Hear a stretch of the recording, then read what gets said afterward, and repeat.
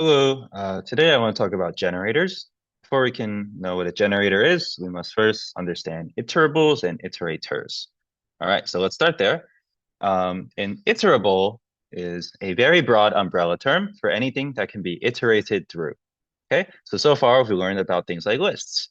That is a specific object, but it falls under the umbrella term of all iterable things.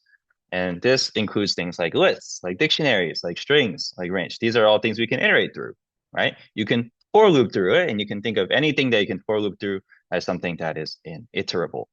Um, okay, so we have this thing that we can iterate through. Now let's talk about the iterator.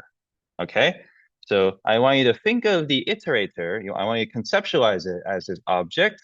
And what is that object? It's a pointer that it's a magical little arrow that points at the position in your iterable. It keeps track of where you are in your iterable, and it knows how to get to the next item, and it knows when to stop. That's what the iterator is. Okay.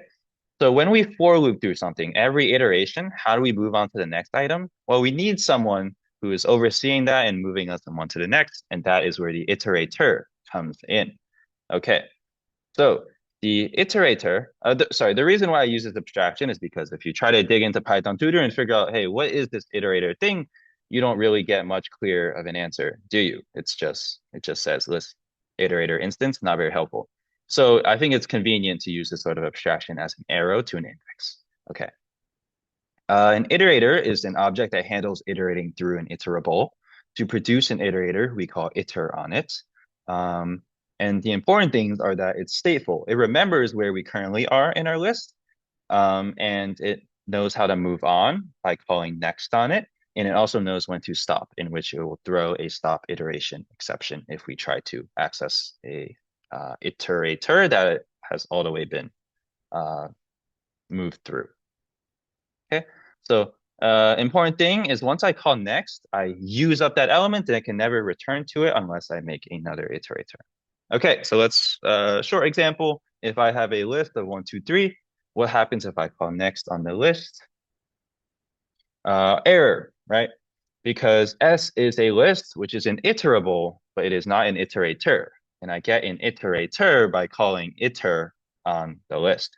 And that gives me this object that we don't really know what it is, but we conceptualize it as a magical arrow. So let's bind this thing to siter. So siter, I'm going to point it at my magical iterator object, and it's a pointer to an index in my initial list, right? It's not the initial list itself. It's a reference to the values. Um, and then if I call next on it, I'm just going to return the value that my arrow is currently pointing at. Okay, so next returns the value that my pointer is pointing at, and it moves on to the next guy while deleting the value that we just used up. So I will return one, my arrow moves forward, and we forget that one ever existed. If I call next again, we get 2. If I call next again, we get 3. If I call next again, uh, oh, and then we're past, right? We've exhausted all of the items in our iterator. So if I call next, I get stop iteration. And that is the bulk of it. Feel free to click through these slides if you want to go through more. But yeah.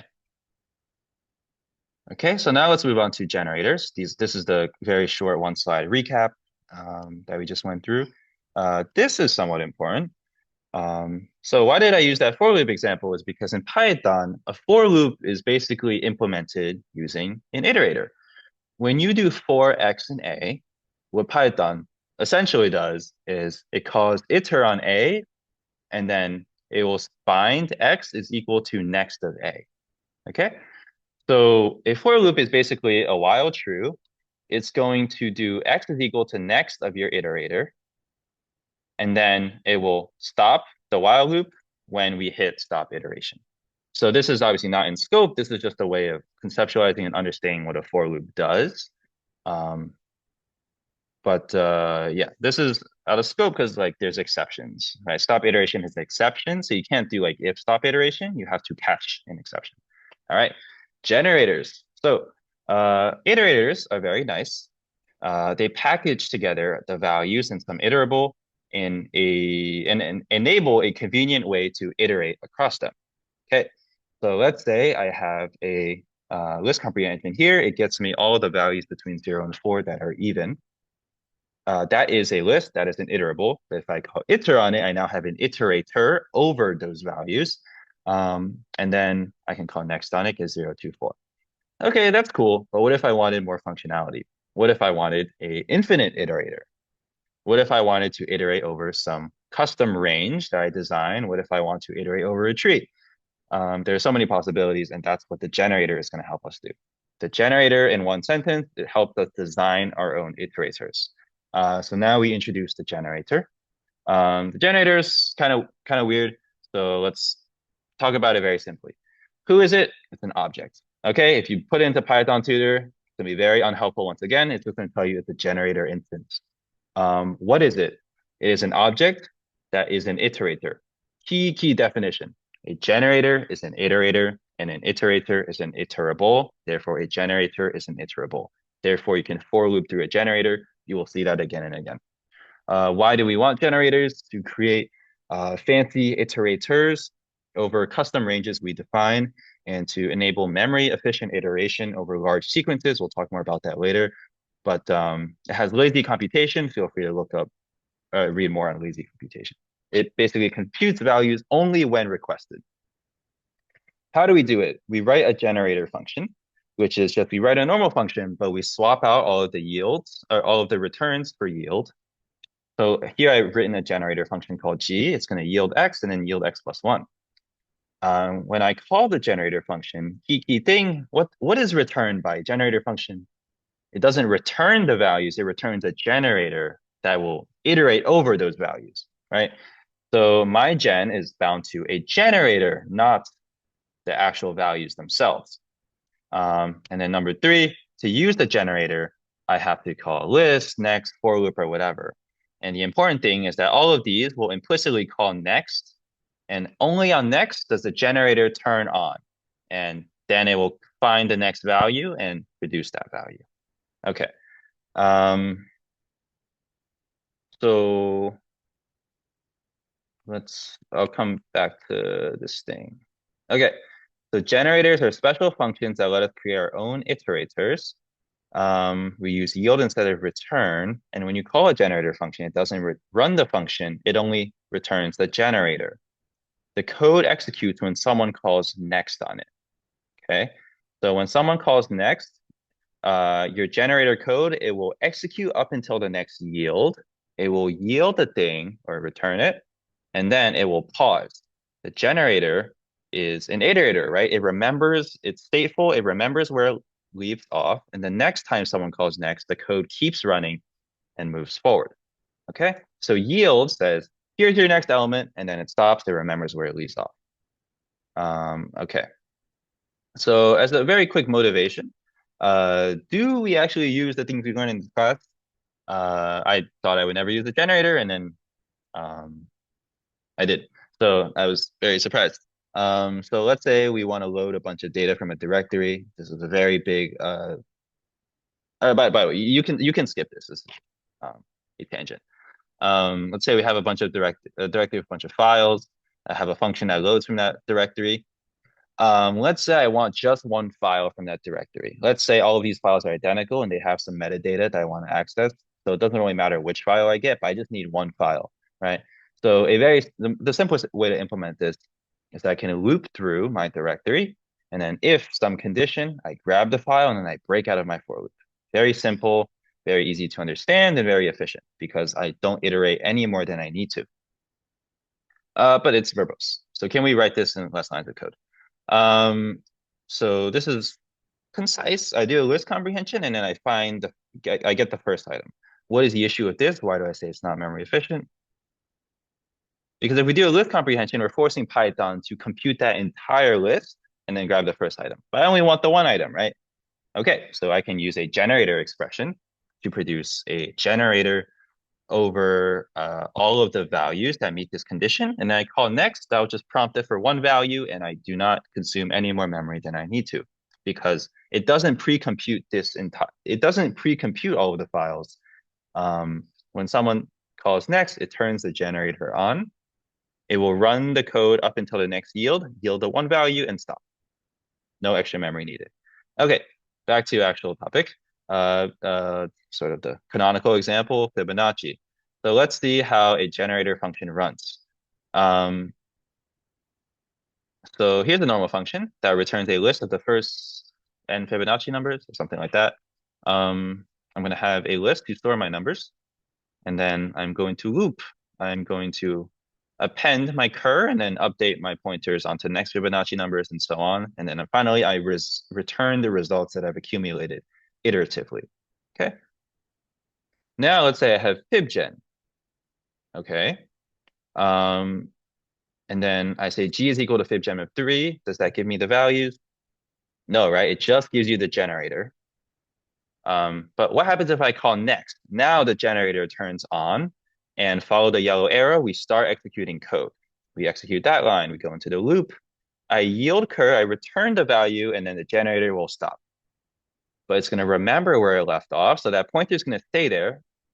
And the next time someone calls next, it keeps going right where we left off. So it's going to remember there, jump onto the next line of code, right? Which again feels very different from how the functions we normally write, but that is the key distinction.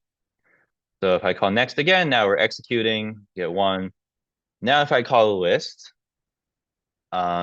list puts all of the values of an iterable in a list, but now the only values that are remaining are the 2, right?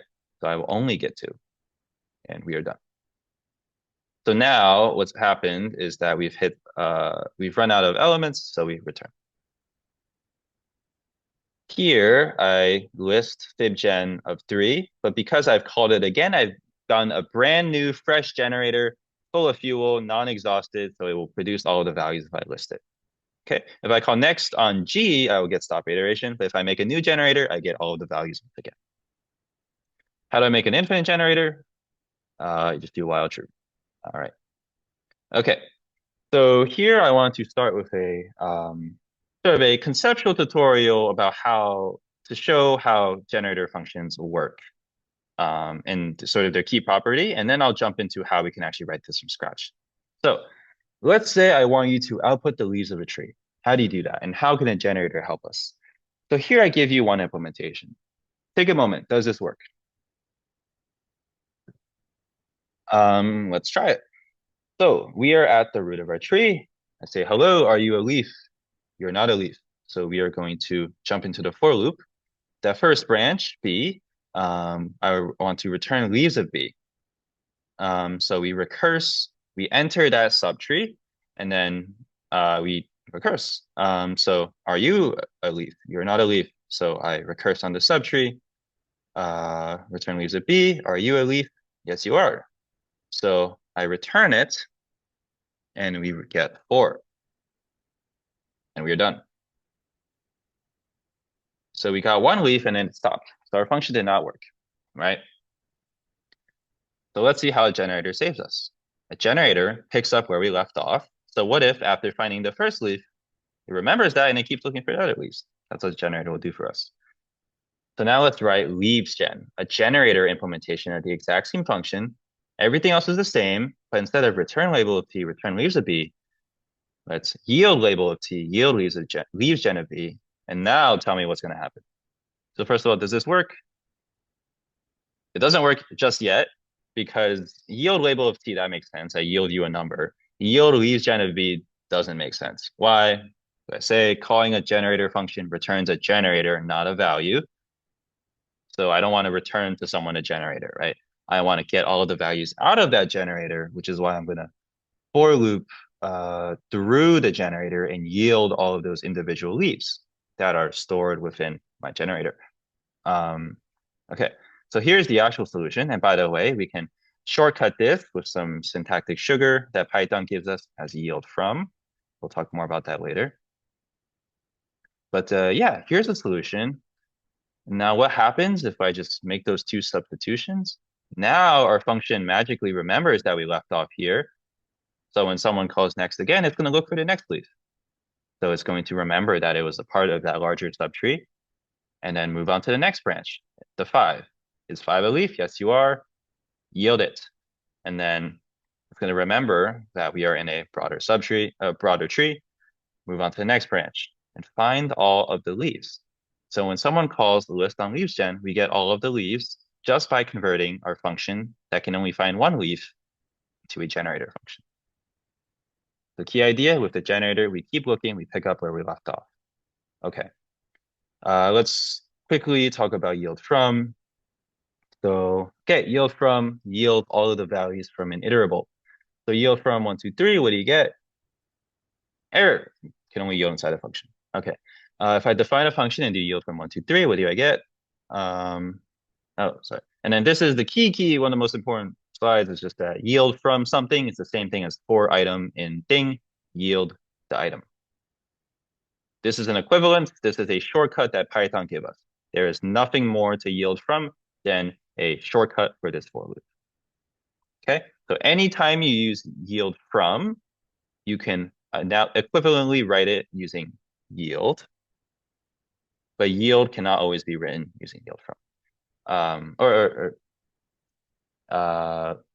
Anytime you use yield from, you can rewrite it using yield, but the for loop cannot always be written using yield from because here I can do yield x plus something, whereas you can't do yield x plus something from this. You see that in discussion, number 3. Okay. So if I call f, what do you get? You call a generator function, you do not get the value, you get the generator. If I call next on the generator, which is an iterable over 1, 2, 3, I will get 1. If I list out the remaining values of a fresh generator, I get 1, 2, 3 once again. Okay. All right. So now that we understand yield from, let's go back to yield leaves. And again, before I took a rather hand-wavy approach, I was sort of trying to prove a point that it keeps going, right? Okay, so now let's write this function from scratch, and we're going to start with implementing this without a generator. So if I asked you to implement a function that output the leaves of a tree, no generator, list out the leaves, please, what do you do? Take a break, think about how you would implement this. So let's write some pseudocode. So if we are a leaf, then I would want to return ourselves. If I'm not a leaf, I need to loop through my branches and I need to extract all of the leaves from each branch. And then finally, I just want to put all those leaves in the list, right? Sound like a plan? Cool, let's write it. So if we are a leaf, return that label. Else, I want to make a list called all leaves. I'm ready to store all the leaves. And then for all of my branches, I'm going to extract the leaves. How do you do that? Recursive leap of faith. So B's leaves is equal to leaves of B. Okay. And then I'm just going to add those all onto all leaves. You could have done plus or equal, same thing, instead of extend. And then return. Okay. So make sure you feel comfortable with implementing without a generator. And then the transition to a generator is very simple. Now let's define leaves gen. Okay, if it's a leaf, instead of returning, we yield. And then for B in branches of T, B's leaves is again equal to leaves gen of B. And then for each of them, we just want to yield them, right? So now, what's the key difference? On the left here, I have a list. I have to manually extract everything, put it in the list, and then hand the list back to you. In the generator, we're looking for the same things, but instead of having to put it in a list, I can just yield it, and we're done. Okay? Sorry, there is a mistake here. It should be not yield from, it should be yield leaf. Cool. So for leaf and B's leaf, leaves yield the leaf, which as we know, we can shortcut it to yield from leaf gen of B. Because we did not modify the leaf. Okay, so what is the takeaway? My claim is that don't be scared of generators. They're actually easier to write than our normal functions. Because normally we have to figure out how to compile our values into some collection. But with generators, we're good. Python figures all that out for us. We tell Python how to find the next value, and then Python can compile everything together as needed. So notice sort of the analogy. When I append or extend on the left is when I yield or yield from on the right. Cool. Okay, and this is just an old slide. Just gonna run through an example. Feel free to click off. I've expressed my main point, but if you want more practice, here we go. So how do we, let's say I want to write some code that finds a list. So a list, let's say this list is potentially nested, right? We see that second index that has another list within it. I want to get those elements out and return just a flat one-dimensional list. How do you do this? Again, when we write a normal function, I have to define the list and I have to put my results into that list. So if the item at the index is not a list, then okay, it can just go into my list. If it's not, I have to recursively grab the elements out of it, which I can do with a call to flatten. Okay, so yep, that is a solution. Now, so do you understand generators? Can you implement this with a generator? I don't know if I have the solution on the next slide. But yeah, think about how you would implement this. It's going to look very similar, right? It's going to look very similar, but I no longer have this list that I need to make. I no longer need to return a list. I can just yield stuff. Okay. So observe that analogy. Um, and then, yeah. So in the iterative solution, we initialize an empty list. We iterate over each item, and finally, we append items onto our list and return it. The generator way of thinking of things is instead of how do I aggregate and put my results into a new list, I'm just thinking about how to design an iterator over just the values that I want. And instead of thinking about how to get all the values, I only have to think about how to get to the next value and then how to go on from there. Okay, so this is a pretty pointless visual. I actually forget what this is for. I guess it's just conveying the idea that I'm building an iterator over the things that I want. Okay, so out of this nested list of 1, 2 nested in a list, what are the values that I actually want? I just want 1, 2, 3, 4, right? So I'm going to design my generator, which is an iterator, which is an iterable over the values I want. And that is what the generator is.